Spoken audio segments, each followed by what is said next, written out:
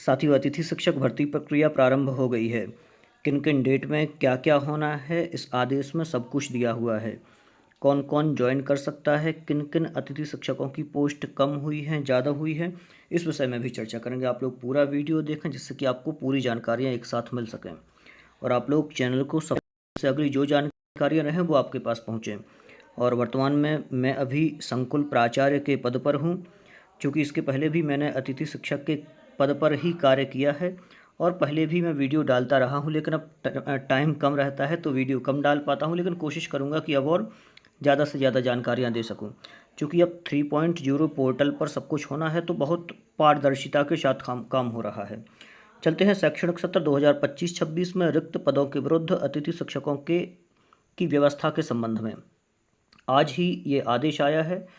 पूरा देख लेते हैं। मध्य प्रदेश स्कूल शिक्षा विभाग अंतर्गत शासकीय विद्यालयों में प्रत्येक सत्र में शैक्षणिक व्यवस्था के सुचारू रूप से संचालन हेतु रिक्त पदों के विरुद्ध ऑनलाइन माध्यम से अतिथि शिक्षक आमंत्रण की कार्यवाही GFMS पोर्टल के माध्यम से की जा रही है। उक्त परिप्रेक्ष्य में शैक्षणिक सत्र 2025-26 में अतिथि शिक्षकों के आमंत्रण हेतु पोर्टल पर निम्नानुसार कार्यवाही सुनिश्चित करें। देखें क्या क्या कार्यवाही होना है, ये यहाँ पर बता रहे हैं। सबसे पहले अतिथि शिक्षक आमंत्रण हेतु रिक्तियों का प्रमाणीकरण।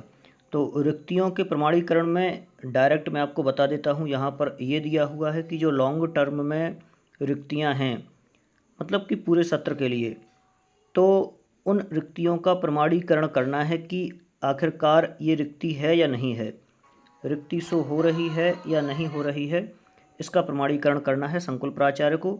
और ये देखना है कि वास्तव में पीरियड बन रहे हैं या नहीं बन रहे हैं। न्यूनतम 4 और अधिकतम 6 पीरियड आपको वहाँ पर देखने हैं कि यदि बन रहे हैं, फिर उसके बाद ही अतिथि शिक्षक की व्यवस्था करना है। आगे क्या है, अतिरिक्त रिक्तियाँ या फिर अतिरिक्त रिक्तियों में ये कहें कि कोई B.Ed D.Ed करने के लिए गया है, B.Ed M.Ed करने के लिए, तो उन शिक्षकों के स्थान पर अतिथि शिक्षक के लिए रिक्वेस्ट डाल सकते हैं संकुल प्राचार्य। आगे चलते हैं। अतिथि शिक्षक आमंत्रण हेतु की जाने वाली कार्यवाही। तो इसमें कार्यवाही क्या होना है ये देख लेते हैं। शैक्षणिक सत्र 2025-26 में अतिथि शिक्षक आमंत्रण हेतु प्रदर्शित रिक्तियां एजुकेशन पोर्टल 3.0 अंतर्गत GFMS पोर्टल पर प्रदर्शित हैं। प्रमाणित रिक्तियों के विरुद्ध ही विद्यालय में अतिथि शिक्षकों की उपस्थिति कराई जावे। मतलब ये कह रहे हैं कि 3.0 पोर्टल जो है उस पर सब कुछ दिया हुआ है, कितने पद हैं, कितना क्या है, उसी के अनुसार आपको कार्यवाही करना है, अपने हिसाब से नहीं करना है। आगे देखें क्या है, ये कह रहे हैं कि 24-25 सत्र में, मतलब जो पिछला सत्र है उसमें जिन्होंने कार्य किया है उन्हीं के लिए इस सत्र में पहले उपस्थित कराया जाए। चलें गतिविधियां देख लेते हैं, कौन कौन सी क्या क्या गतिविधियां हैं। सबसे पहला लॉन्ग टर्म रिक्ति अपडेशन। तो लॉन्ग टर्म के लिए जो रिक्तियां हैं उनका अपडेशन कब होगा, तो 26 तारीख से 29 तारीख डेट है। अतिरिक्त रिक्ति हेतु मांग दर्ज करना। यदि कोई अतिरिक्त रिक्ति है उसमें कम प्रदर्शित हो रही है तो उसमें मांग दर्ज करना है 26 से 29 तारीख तक। अतिथि शिक्षक आमंत्रण हेतु GFMS पोर्टल पर रिक्तियों का प्रदर्शन होना है, तो ये कब से होगा, तो मतलब ये 30 तारीख से स्टार्ट हो जाएगा। विगत सत्र में कार्यरत अतिथि शिक्षक द्वारा GFMS पोर्टल पर उपस्थिति हेतु रिक्वेस्ट दर्ज करना है। ये 30/6/2025 से 2/7/2025 तक करनी है। आगे शाला प्रभारी एजुकेशन पोर्टल 3.0 पर अतिथि शिक्षक द्वारा की गई उपस्थिति या उपस्थिति रिक्वेस्ट का प्रमाणीकरण कर उपस्थित कराना। तो अतिथि शिक्षक को उपस्थित कराना है 1/7/2025 से 3/7/2025 तक। आगे चलते हैं। अतिथि शिक्षक पोर्टल पर आवेदक का जिस पैनल का स्कोर कार्ड है, केवल उसी पैनल में विद्यालय में उपस्थिति हेतु रिक्वेस्ट दर्ज कर सकेंगे, ये कहा है। यदि किसी पैनल में गत वर्ष 2 या अधिक रिक्तियां थीं तथा इस वर्ष 1 रिक्ति है, तो ऐसी स्थिति में सर्वाधिक स्कोर कार्ड वाले अतिथि शिक्षक को उपस्थित कराया जाएगा। अन्य अतिथि शिक्षक शाला विकल्प चयन प्रक्रिया में भाग ले सकेंगे, ये कहा है। विगत सत्र जो था 2024-25 में कार्यरत अतिथि शिक्षक द्वारा जिन विद्यालय में कार्य किया है उसी विद्यालय में अतिथि शिक्षक द्वारा स्वयं के लॉगिन आईडी से उपस्थिति हेतु रिक्वेस्ट दर्ज करने की कार्यवाही की जाएगी। बिल्कुल ठीक है। अतः अतिथि शिक्षक द्वारा GFMS पोर्टल 3.0 पर निर्धारित अवधि में संबंधित विद्यालय में उपस्थिति दर्ज करने की कार्यवाही की जाएगी। आगे क्या कह रहे हैं?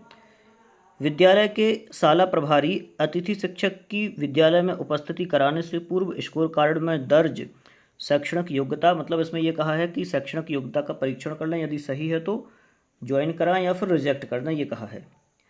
आगे दिया हुआ है अतिथि शिक्षक ऑनलाइन उपस्थिति पत्रक के साथ अपनी उपस्थिति अनिवार्यतः संबंधित विद्यालय में 2/7 तक देंगे। 2 तारीख तक आपको उपस्थिति देना है और यदि इस अवधि में नहीं देते हैं तो आपकी अभ्यर्थिता स्वतः ही नष्ट हो जाएगी, ये कहा है। आगे क्या कह रहे हैं? शाला प्रभारी अतिथि शिक्षक से ऑनलाइन उपस्थिति पत्रक का प्रिंट प्राप्त कर हस्ताक्षर एवं सील के साथ एक प्रति विद्यालयीन अभिलेख के रूप में संधारित करेंगे तथा एक सत्यापित प्रति अतिथि शिक्षक को देंगे, ये कहा है। तो ये तो रहा जो पिछले सत्र में कार्यरत थे अतिथि, उनके लिए। अब चलते हैं आगे। प्रथम चरण के उपरांत शेष रिक्तियों के लिए आवेदकों के स्कोर कार्ड के आधार पर मेरिट क्रम में शाला विकल्प चयन उपरांत मेरिट क्रम के आधार पर दिए गए विद्यालय में अतिथि शिक्षक शाला आवंटन होगा, मतलब अतिथि शिक्षकों का शाला का आवंटन होगा, जिसकी संभावित समय सारणी निम्नानुसार है। यहाँ समय सारणी दी हुई है। द्वितीय चरण में अतिथि शिक्षक आमंत्रण की कार्यवाही हेतु समय सारणी। तो पहले तो शाला विकल्प चयन हेतु रिक्तियों का प्रदर्शन ये 5/7/2025 को होगा। इच्छुक आवेदकों द्वारा शाला का विकल्प चयन किया जाएगा, ये 9/7/2025 को किया जाएगा। अतिथि शिक्षक को दी गई शाला हेतु GFMS पोर्टल पर आवेदकों द्वारा उपस्थिति हेतु रिक्वेस्ट दर्ज करना है, ये 10/7/2025 से 12/7/2025 तक करना है।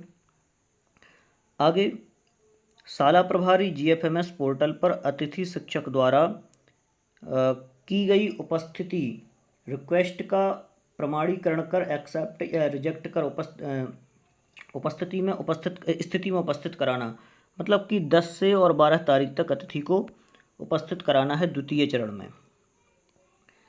आगे कुछ सामान्य निर्देश दिए हैं। शैक्षणिक सत्र 2025-26 में अतिथि शिक्षक की कार्यवाही पूर्णतः ऑनलाइन है, मतलब किसी भी अतिथि को ऑफलाइन आमंत्रित नहीं किया जाएगा। अतिथि शिक्षक की सेवाएं पूर्णतः अस्थायी हैं। विद्यालय में नियमित शिक्षक की उपलब्धता होने पर अतिथि शिक्षक की सेवाएं स्वतः समाप्त हो जाएंगी।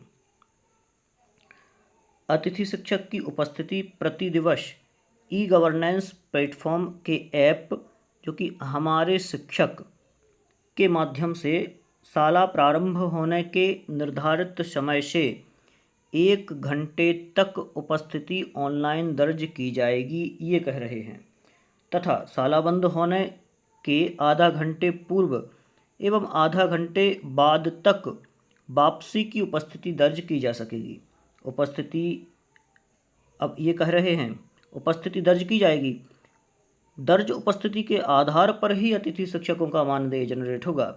जो अतिथि शिक्षक ऑफलाइन उपस्थिति नहीं लगाएंगे, ऑनलाइन उपस्थिति नहीं लगाएंगे, उनका मानदेय की पात्रता नहीं होगी, मतलब उनका मानदेय नहीं मिलेगा, उन्हें उस दिन का वेतन नहीं मिलेगा, ये कह रहे हैं। अतिथि शिक्षक द्वारा निर्धारित समय सीमा में उपस्थिति ऐप के माध्यम से दर्ज नहीं करने पर उस दिवस का मानदेय जनरेट नहीं होगा, ये कह रहे हैं।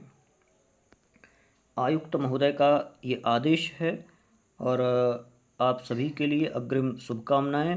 अतिथि शिक्षक पद पर आप पुनः ज्वाइन करें और इन निर्देशों का पालन करें।